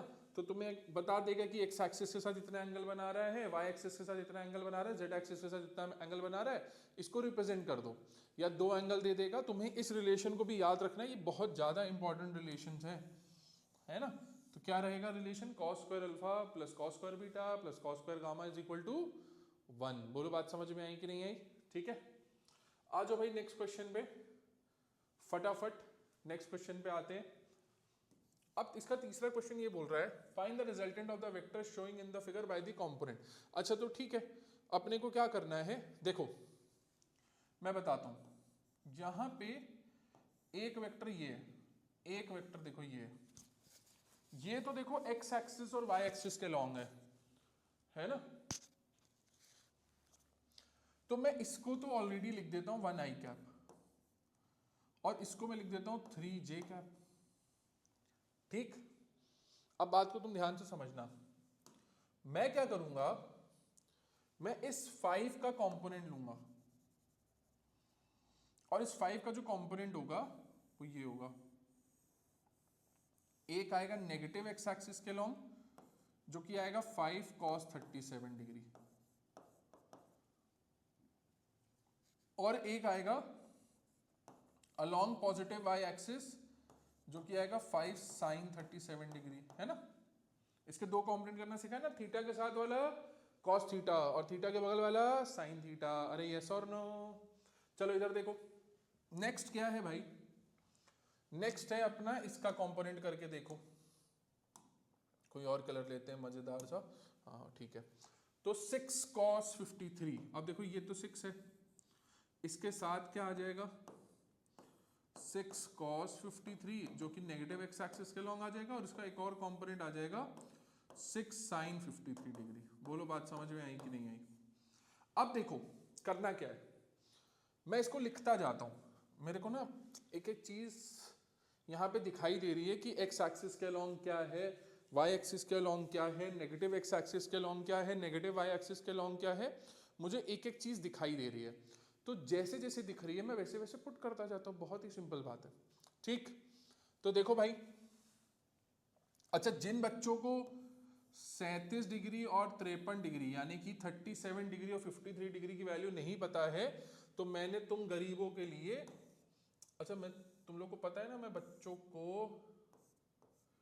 गरीब बोलता हूं। गरीब इसलिए नहीं बोलता हूं कि तुम्हारे पास पैसे नहीं है, वो तो वैसे भी नहीं है, पर गरीब बोलता हूं कि तुम सोच नहीं पाते हो बहुत ज़्यादा। तो मेरी एक आदत है, मैं से बोलता हूं कि मैं गरीब हूँ, है ना, तो बुरा मत मानना उस पर, ठीक है। तो मैं क्या बता रहा था, हाँ तुम गरीबों को मैं पहले भी ये बात बता चुका हूँ, ये बोल रहा था मैं, है ना। तो 37 डिग्री, अगर साइन 37 डिग्री की बात करें तो sine 37 degree is 3/5, cos 37 degree is 4/5। Similarly तुम कर सकते हो साइन 53 डिग्री, जो कॉस 37 डिग्री होगा वही साइन 53 डिग्री होगा, यानी कि 4/5। और कॉस 53 डिग्री क्योंकि कॉम्प्लीमेंट्री एंगल है किसका, साइन 37 का ना, सेम आ जाएगा 3/5। तो इसको याद रखना बच्चा, है ना। साइन 37 3/5, कॉस 37 4/5, साइन 53 4/5, और cos 53 3/5। अरे ठीक है क्या? चलो आगे की बात करते हैं। कहाँ गया? ये रहा, है ना। तो इधर देखो, अब जो मैंने तुम्हें ये बताया था, गलत पेन ले लिया भाई, हाँ, तो इसको लिख लेते हैं एक जगह। एक्स एक्सिस वाले सारे एक जगह लिख लेते हैं, वाई एक्सिस वाले सारे एक जगह लिख लेते हैं। जो भी उसका रिजल्टेंट आएगा, रिजल्टेंट के लिए हम क्या लिख लेंगे? R is equal to under root of R X square plus R Y square. कोई दिक्कत वाली बात नहीं है। अरे यस और नो? ठीक, चलो देखो, आ जाओ लिखते हैं। तो भाई साहब यहाँ पे अपने पास क्या आ रहा था? 1i कैप आ रहा था पॉजिटिव में, ठीक। फिर माइनस का 5 cos 37, तो 5 cos 37 कितना हो गया? 4/5। तो माइनस का 4i कैप आ गया बच्चा, है ना। और साथ ही साथ माइनस का 6 cos 53। तो जब तुम 6 cos 53 करोगे तो ये आ जाएगा माइनस का 18/5। तो ये अपने हो गए एक्स कंपोनेंट, ठीक। वाई कंपोनेंट और कोई तो अपने एक्स कंपोनेंट नहीं ना इसके, तो ठीक है ठीक है ठीक है, बस यही है।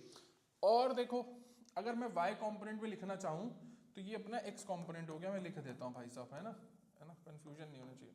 वाई कंपोनेंट की अगर बात करें तो 5 sin 37, एक तो ये हो गया 5 sin 37, यानी कि कितना हो गया? 3। तो 3j कैप एक ये चल रहा था और साथ में 3j कैप था, तो 3j cap plus 3j cap, है ना। और ये साथ में नीचे आ गया 6 sin 53। 6 sin 53 का मतलब कितना हो गया? 24/5 माइनस का, क्योंकि नीचे है ना, ठीक है। तो अब तुम क्या करोगे, मेरी बात को ध्यान से समझना। ये तुम्हारे पास i कंपोनेंट आ गया, तुम्हारे पास x कंपोनेंट आ गया, तुम इसको फाइनली सॉल्व करोगे, यहाँ पे वैल्यू डालोगे और तुम्हारा आंसर आ जाएगा। बोलो बात समझ में आई कि नहीं आई? तो मैं ये तुम्हारे लिए छोड़ रहा हूँ क्योंकि बहुत आसान सी चीज़ है, तुम इसको कर सकते हो, ठीक है। तो ये क्वेश्चन समझ में आया? अच्छा, इस क्वेश्चन को, इस तरीके के क्वेश्चन मैंने बहुत देखे हैं। अभी मैंने अपनी पीपीटी में भी ना एक क्वेश्चन ये डाला है, ऐसा क्लास के लिए मैंने एक क्वेश्चन और डाला है, जिसमें क्या है कि कंपोनेंट करना जरूरी है। तो मैंने तुम्हें, याद करो, मैं तुम्हें अपनी कंपोनेंट वाली क्लास में बताया था कि कंपोनेंट करना क्यों जरूरी है, ताकि जब हम वेक्टर्स को सॉल्व कर रहे होते हैं ना, तो उसका एक्सप्लेनेशन या उसका सॉल्यूशन इजी हो जाए। कोई भी चीज़ एक्स वाई जेड के फॉर्मेट में रहेगी तो तुम्हारे पास एक्स वाई जेड के लॉन्ग यूनिट वेक्टर्स हैं, तुम उससे इजीली रिप्रेजेंट कर सकते हो। अरे यस और नो? मेरी बात समझ में आ गई? चलो आगे बढ़ते हैं फिर तो, ठीक है। अब देखो, ये बढ़िया सवाल है। बोल रहा है कि एक ए वेक्टर है, ठीक है, 3i + 4j, और दूसरा वेक्टर है 7i + 24j, ठीक है। Find the vector having same magnitude as b and parallel and same direction as a। अच्छा जी, अब बात को समझना, यहां पे ना इस क्वेश्चन में जो वर्डिंग है वो कॉम्प्लिकेटेड है, क्वेश्चन कॉम्प्लिकेटेड नहीं है। तुमसे मांग क्या रहा है? तुमसे बोल रहा है कि भैया ऐसा वेक्टर बनाओ जिसका मैग्नीट्यूड सेम हो। किससे सेम हो? b से, same as b and parallel and same direction, मतलब डायरेक्शन किसकी चाहिए? तो मुझे एक नया वेक्टर बनाना है जिसका मैग्नीट्यूड, तो सपोज करो मैंने c वेक्टर लिया, ठीक है, जिसका मैग्नीट्यूड किसका हो, किसके बराबर हो, having the same magnitude as b, तो मतलब मॉड b, और डायरेक्शन किसकी हो? a वेक्टर की, तो a कैप। तो बस हो गया, खत्म हो गया काम। तुमने जो नया वेक्टर बनाया उसमें मैग्नीट्यूड किसकी ले रहे हो? b की, और डायरेक्शन किसकी ले रहे हो? a की, है ना। तो बहुत ही आसान हो गया। देखो कैसे, तुम क्या करो, देखो a कैप निकाल लेते हैं सबसे पहले। तो a कैप क्या होता है? a vector upon mod a, तो मॉड a निकालना पड़ेगा सबसे पहले। मॉड a निकालोगे तो ये क्या हो जाएगा? 3 + 4, तो मतलब 3 का स्क्वायर प्लस 4 का स्क्वायर, यानी कि कितना हो गया? 16 + 9 25, तो ये 5 आ गया बेटा। मॉड a जो आ गया 5 आ गया। तो तुमने जब a कैप निकाला तो a कैप तुम्हारा आएगा 3i/5 + 4j/5। अरे यस और नो? तो मेरी बात समझ पा रहे हो ना? ये तो मैंने यूनिट वेक्टर निकाले, क्योंकि यूनिट वेक्टर क्या करेगा? डायरेक्शन देगा। अब b का मैग्नीट्यूड निकाल लेते हैं। तो b का मैग्नीट्यूड कितना हो गया? मॉड b लिख दो यहाँ पे आराम से, 7 का स्क्वायर प्लस 24 का स्क्वायर, तो 7 का स्क्वायर होता है भाई साहब 49 प्लस 24 कितना होता है? 496 हो जाएगा ना। हाँ 496 हो जाएगा। कितना? 596 हो जाएगा, सॉरी 496 नहीं 596 है ना। तो 49 + 596 मुझे पता है कि यार ये ट्रिपलेट होता है, तो मुझे इसलिए इसको याद ही है। √625 इसका सम आएगा, तो ये 25 हो जाएगा। अरे यस और नो, ठीक है। चलो आगे की बात करते हैं। तो सी वेक्टर अब लिख लो भैया आराम से, बहुत ही प्रेम भाव से तुम सी वेक्टर लिख सकते हो, क्योंकि तुम्हारे पास यूनिट वेक्टर है, तुम्हारे पास मैग्नीट्यूड है, तो लिख दो। लिखो 25 magnitude of B into A cap 3i + 4j/5। बोलो बात समझ में? 5 कैंसिल हो गया, 15i cap + 20j cap. This is the C vector which has the same magnitude as B and the direction as A. बोलो बात समझ में आई कि नहीं आई? ठीक है, तो इस तरीके से क्वेश्चन, ये बहुत ही इंपॉर्टेंट क्वेश्चन है, वेरी वेरी वेरी इंपॉर्टेंट, ठीक है ना। तो ये याद रखना, ओके। इस तरीके के क्वेश्चन बहुत मिलेंगे तुम्हें टेस्ट में। चलो जी आगे की बात करते हैं। Find the unit vector perpendicular to A vector and B vector. अच्छा, अब तुम्हें देखो करना क्या है यहां पे। पहली बात तो यूनिट वेक्टर निकालना है। अभी तुम अगर देखो तो क्रॉस प्रोडक्ट की क्लास में मैंने तुम्हें क्या बताया था कि अगर मैं A क्रॉस B करता हूं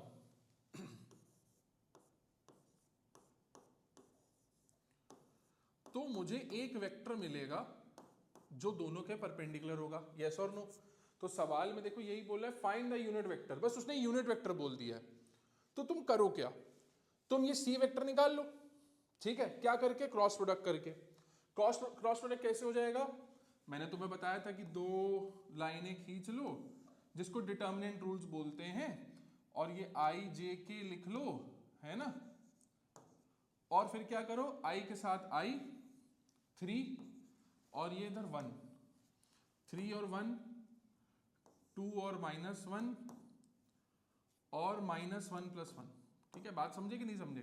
तो तुम क्या करो, डिटर्मिनेंट से सी वेक्टर निकाल लो, फिर उसी वेक्टर को अपने ही मैग्नीट्यूड से जब डिवाइड कर दोगे तो तुम्हारे पास सी कैप आ जाएगा। और यही क्वेश्चन में बोल रहा है कि find unit vector perpendicular to A and B, है ना। तो अल्टीमेटली हमारा गोल क्या है? सी निकालने का, सी कैप निकालने का। तो सी कैप कैसे निकाल सकते हो? तुम सी कैप ऐसे निकाल सकते हो कि जब तुम ए क्रॉस बी करोगे तो तुम्हारे पास सी वेक्टर आएगा, फिर उसी वेक्टर का अगर तुम मैग्नीट्यूड निकाल के उसी वेक्टर को डिवाइड कर दोगे उसके मैग्नीट्यूड से, तो तुम्हारे पास सी कैप आ जाएगा। बोलो बात समझ में आई कि नहीं आई? तो देखो इसको मैं कैसे करने वाला हूं, आओ देखते हैं। मैंने तुम्हें बताया था ना कि आई जे के लिए अगर आई निकालना हो तो क्या करोगे, जे और के को सॉल्व करोगे, जे निकालना होगा तो आई और के को सॉल्व करोगे, के निकालना होगा तो आई और जे को सॉल्व करोगे। तो इधर देखो यहां पे अब मैं डायरेक्टली सॉल्व कर रहा हूं, ठीक है। 2 × 1 तो ये हो जाएगा 2, -1 × -1 हो जाएगा 1, तो 2 - 1 1। बात समझे कि नहीं समझे? दिस इंटू दिस, और ये दिस 2 × 1 माइनस ऑफ -1 × -1, तो इसलिए ये रिजल्ट आ जाएगा। ठीक है ना बेटा? अभी देख, याद करो मैंने तुम्हें ये भी सिखाया था कि ये प्लस, ये माइनस, ये प्लस, याद आया कि नहीं आया? ठीक है, तो अब देखो जे कैप निकालना है, तो जे कैप के लिए 3 × 1 और 1 × -1, तो यहां पे आ जाएगा -3 × 1 3, 1 × -1 -1, तो माइनस बाहर भी लगा होता है तो +1 जे कैप। बोलो बात समझ में आई कि नहीं आई? ठीक है। प्लस के कैप के लिए 3 × 1 तो ये हो जाएगा -3 और ये हो जाएगा -2 के कैप। तो देखो अपने पास फाइनल रिजल्ट क्या आ रहा है, जो सी वेक्टर आ रहा है ना वो आ रहा है 1 i cap 3 + 1 4 j cap minus का, और ये माइनस का 5 के कैप। अब तुम क्या करो, तुम मॉड सी निकाल लो। तो मॉड सी कैसे निकालोगे, 1 का स्क्वायर प्लस 4 का स्क्वायर प्लस 5 का स्क्वायर, है ना। तो 5 का स्क्वायर कितना हो गया बेटा 25, तो ये लिख देता हूं मैं यहाँ पे, तो ये 1 + 16 + 25, तो ये हो जाएगा 42, तो ये √42 आ गया। अब क्या करो, जो सी वेक्टर आया है उसी को उसके मैग्नीट्यूड से डिवाइड कर दो। तो सी वेक्टर तुम्हारे पास कितना आया था, तुम्हारे पास आया था 1i - 4j - 5k अपॉन में √42। सिंप्लीफाई भी करके लिख सकते हो या इसको इस तरीके से भी लिख सकते हो, 1/√42 i cap -4j/√42 -5/√42 k cap. बोलो बात समझ में आई कि नहीं आई, है ना। तो इस तरीके से ये आंसर आ जाएगा। क्लियर हुआ कि नहीं हुआ, बढ़िया से क्लियर हुआ एकदम। तो ये भी एक अच्छा क्वेश्चन है अपने आप में, ठीक है। चलो भैया नेक्स्ट क्वेश्चन पे आते हैं, फटाफट आ जाओ। नेक्स्ट क्वेश्चन देखो, इसमें बोल रहा है कि भैया एक वेक्टर दिया हुआ है F1 = a टाइम्स a, मुझे पता नहीं है, ये अननोन क्वांटिटी है ना, बोल ही रहा है क्वेश्चन में find the value of a, तो ये अननोन क्वांटिटी हो गई। F2 दिया हुआ है, F3 दिया हुआ है। It is acting simultaneously on the particle if the particle is in equilibrium. इसका मतलब क्या है, देखो ये सवाल जो है ना, ये वेक्टर्स में भी आता है और सीबीएसई लेवल पे फोर्स वाले, मतलब जब न्यूटन लॉज ऑफ मोशन पढ़ाया जाएगा ना उसमें भी आ जाता है। लेकिन तुम अभी समझ लो यहाँ पे, क्योंकि समझो F1 F2 F3 है तो एक वेक्टर ही ना, और जब मैं तीनों का सम करूंगा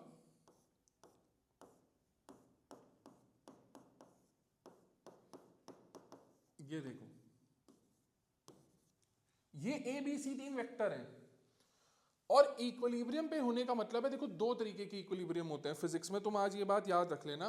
दो तरीके के इक्विलिब्रियम होते हैं, एक होता है ट्रांसलेशनल इक्विलिब्रियम और दूसरा होता है रोटेशनल इक्विलिब्रियम, ठीक है। यहां पे क्योंकि टॉर्क की कोई बात नहीं करी, इसलिए हम रोटेशनल इक्विलिब्रियम की कोई बात नहीं करते हैं जब तक हम रोटेशनल डायनामिक्स नहीं पढ़ लेते हैं, ठीक है। तो यहाँ पे किसकी बात हो रही है, फोर्स की बात हो रही है। फोर्स की बात हो रही है तो तुम्हें कौन सा इक्विलिब्रियम चेक करना है, ट्रांसलेशनल इक्विलिब्रियम। ट्रांसलेशनल इक्विलिब्रियम का मतलब क्या है कि बॉडी पे जो नेट फोर्स लग रहा है वो जीरो लग रहा है, मतलब तीन फोर्सेस का सम कितना हो जाएगा, जीरो हो जाएगा। अरे बोलो बात समझ में आई कि नहीं आई, ठीक है। इतनी बात क्लियर हुई कि नहीं हुई। अब सुनो, तो पुट कर दो वैल्यूज। तो यहां पे F1 की वैल्यू क्या है, AI - AJ + AK plus 2I - 3J + 4K। अरे यस और no, plus 8I - 7J + 6K। अरे यस और नो, इक्वल टू 0। क्लियर हुआ कि नहीं हुआ, है ना। अब सुनो, तो I वाले टर्म्स को साथ में रख लो, J वाले टर्म्स को साथ में रख लो और K वाले टर्म्स को साथ में रख लो। तो रख लो बेटा, कोई दिक्कत वाली बात थोड़ी ना है। तो यहां पे क्या आ जाएगा, AI मैं साथ में लिख ही देता हूं, प्लस 2I, है ना, और प्लस 8I, ये हो गया। तो ये कितना हो गया बेटा, 10 + A ब्रैकेट में I कैप, ठीक। अब J के लिए देखो -AJ, तो ये मैं प्लस लगा दे रहा हूं यहां पे। देखो J के लिए देखो -3 -A -7, तो ये हो जाएगा -10 -AJ कैप, ओके। अगर मैं इसको बाहर लिख दूं तो ये सेम चीज आ जाएगी, बस माइनस बाहर आ जाएगा, है ना।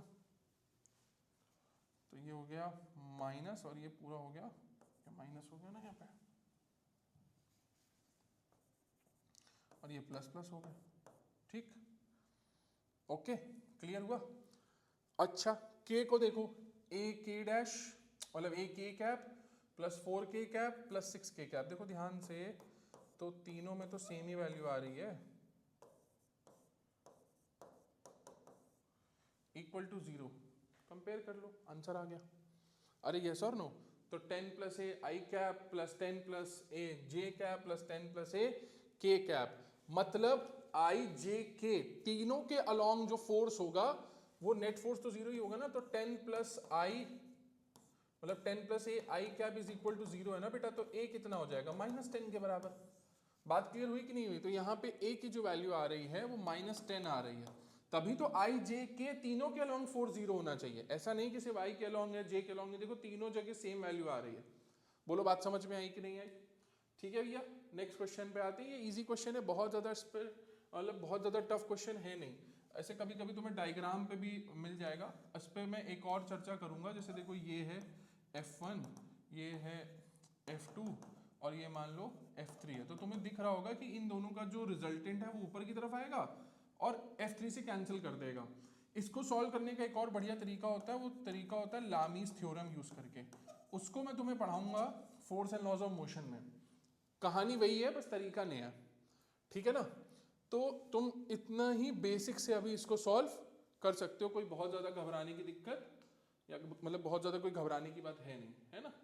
चलो आगे की बात करते हैं। तो एक कार है जिसका वेट है 100 kg, एक स्लोप पे है that makes an angle 30 degree with the horizontal. चलो ठीक है, बना लेते हैं। ये है, ये स्लोप हो गया, ये 30 डिग्री हो गया हॉरिजॉन्टल के साथ, तो ये एक्स एक्सिस हो गया। यहाँ पे मैं कार मान लेता हूँ, ठीक है ना भाई साहब? इस तरीके से गाड़ी हो गई अपनी। इसका जो मास है वो 100 kg है, ठीक है? तो तुम्हें पता है जो वेट लगता है वो परपेंडिकुलरली डाउनवर्ड्स ही लगता है, तो ये हो गया mg, है ना? समझ में आ गई बेटा बात? तो अब इसके कंपोनेंट कर लो, ये हो जाएगा mg, तो ये अगर ये थीटा तो ये भी थीटा, तो ये 30, ये 30, तो ये हो जाएगा mg cos 30, है ना? और ये हो जाएगा mg sin 30। मैंने बेसिकली कंपोनेंट करे हैं, ठीक है? तो पैरेलल टू द स्लोप बोल रहा है, तो पैरेलल टू द स्लोप ये हो गया mg sin 30। तो सॉल्व कर लो इसको। यहाँ पे g कितना ले रहे हैं? 10 ले रहे हैं। 9.8 ले रहे होते तो अलग बात थी, यहाँ पे 10 ले रहे हैं क्वेश्चन को आसान करने के लिए। तो जो इधर तरफ फोर्स लग रहा है ना, जो कंपोनेंट ऑफ कार वेट, देखो ये कंपोनेंट ऑफ कार वेट है जो स्लोप के पैरेलल लग रहा है, तो component of car weight parallel to the slope is, solve कर लो भैया, mg sin 30, तो 100 इंटू 10 इंटू साइन 30 कितना हो जाएगा? हाफ हो जाएगा। ये हो गया 5, ये आ गया 500 न्यूटन। बोलो बात समझ में आई कि नहीं आई? तो ये तुम्हारा 500 न्यूटन आ गया। क्लियर हुआ कि नहीं हुआ? ठीक है, आगे की बात करते हैं। हाँ, ये वाले क्वेश्चन में बस बहुत बेसिक ही था, इसलिए मैंने इस पर बहुत ज़्यादा चर्चा नहीं करी है। बहुत आसान क्वेश्चन है, तुम इसको बहुत आसानी से कर सकते हो। ठीक है भैया, आगे बढ़ते हैं। तो एक वेक्टर दिया हुआ है तुम लोगों को, p vector is equal to i plus 2j minus 6k, its direction cosine था। तो तुम्हें डायरेक्शन कोसाइन मैंने बताया था। देखो एक तो डायरेक्शन कोसाइन का ये रिलेशन होता है cos square alpha plus cos square beta plus cos square gamma is equal to 1। एक तो ये रिलेशन होता है, तुम्हें याद होना चाहिए। दूसरा मैंने तुम लोग को बताया था कि cos अल्फा कैसे निकालते हैं। cos अल्फा जो होता है वो बेसिकली होता है ax अपॉन मॉड a। अगर पूरा a वेक्टर है तो cos बीटा इस हिसाब से क्या हो जाता है ay अपॉन मॉड a, और cos गामा यहां से क्या हो जाता है similarly az upon mod a, है ना? ax upon mod a, ay upon mod a और az अपॉन मॉड a। तो अब अपने को करना क्या है? मॉड a निकालना, निकाल देते हैं। मॉड a देखो हमने निकाला, कितना आया? अंडर रूट ऑफ 1 का स्क्वायर प्लस 2 का स्क्वायर प्लस 6 का स्क्वायर, है ना? यही तो दे रखा है ना। -6 का स्क्वायर भी तो 6 का स्क्वायर के बराबर ही होगा ना, कोई दिक्कत वाली बात नहीं है। तो यहाँ पे 1 प्लस 4 प्लस 36, देखो यही आ रहा है, तो ये हो जाएगा √41। बस हो गया। cos अल्फा की वैल्यू यहां से पुट करो,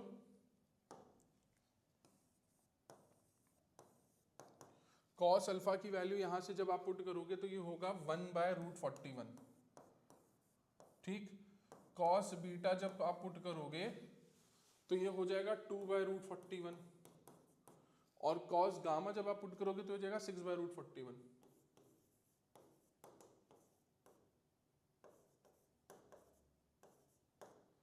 है ना? तो इसका ये आंसर सही हो गया, सेकेंड वाला 1/√41, 2/√41 एंड 6/√41। बोलो बात समझ में आई कि नहीं आई?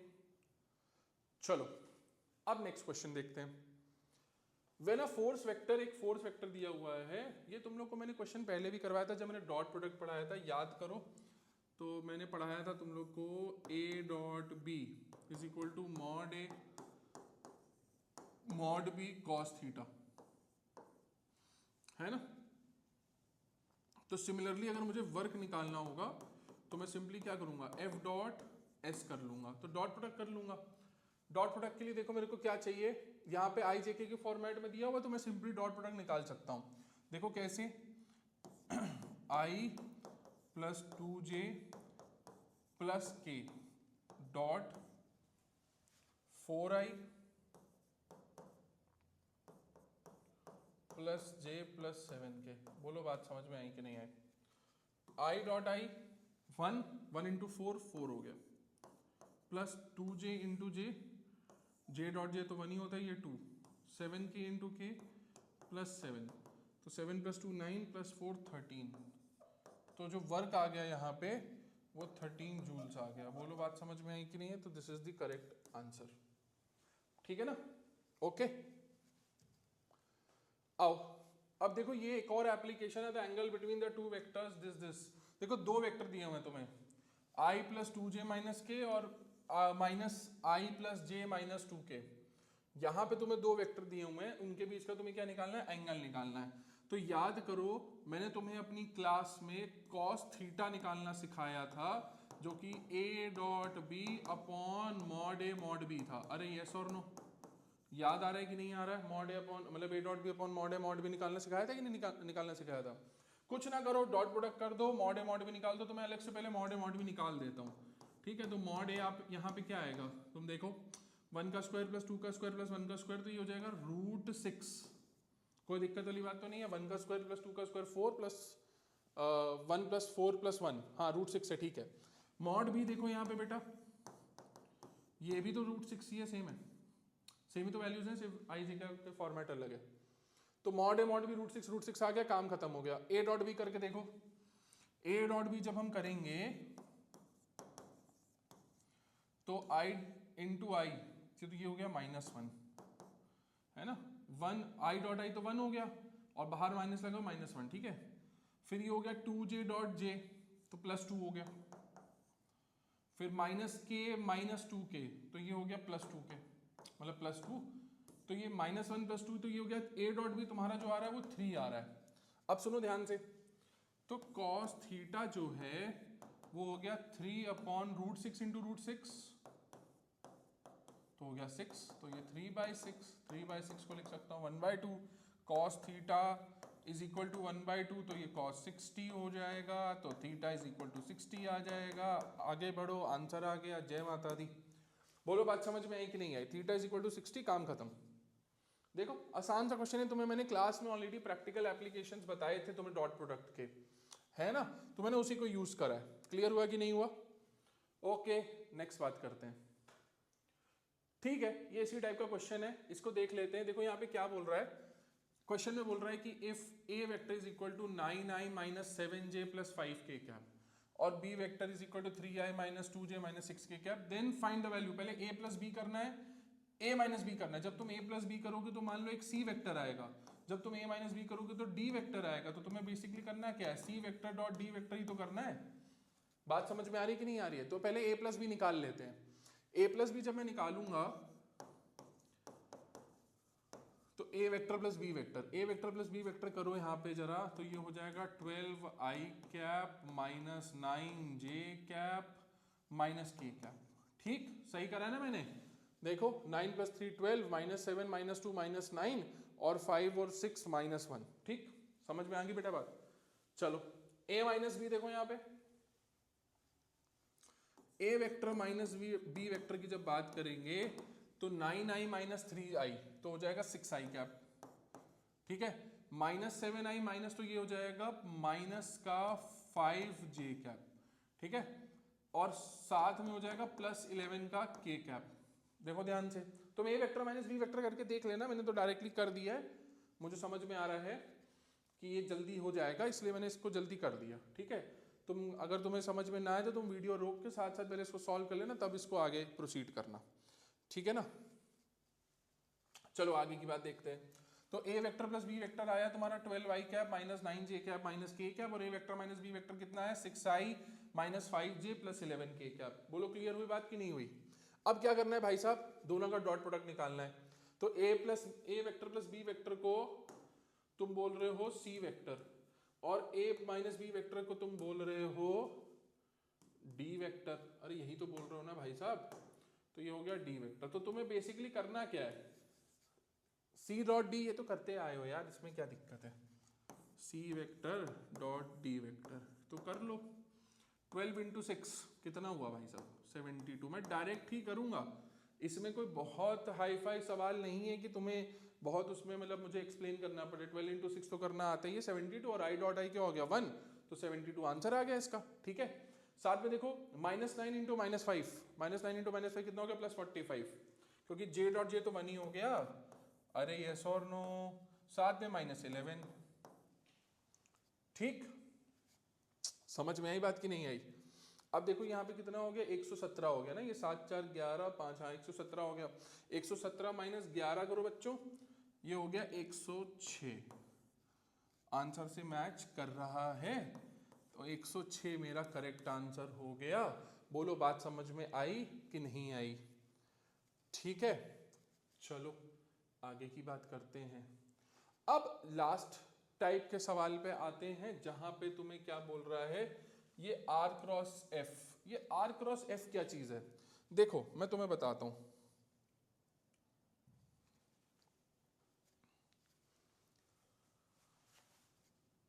वर्क जो होता है ना वो F डॉट एस होता है।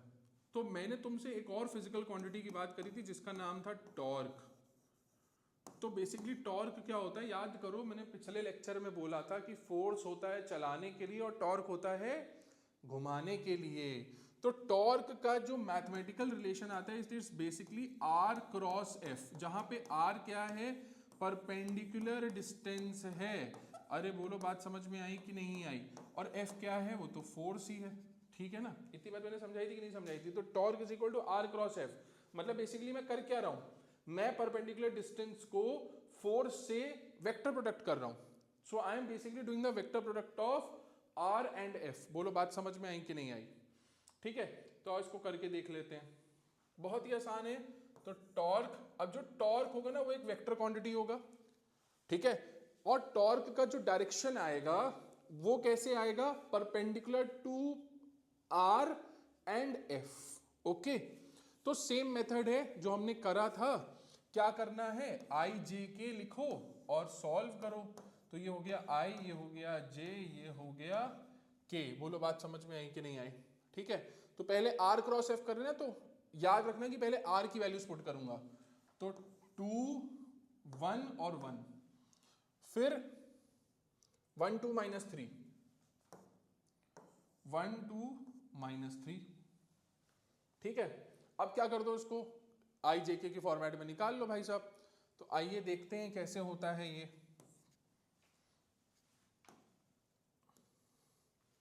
One into -3 -3 -2,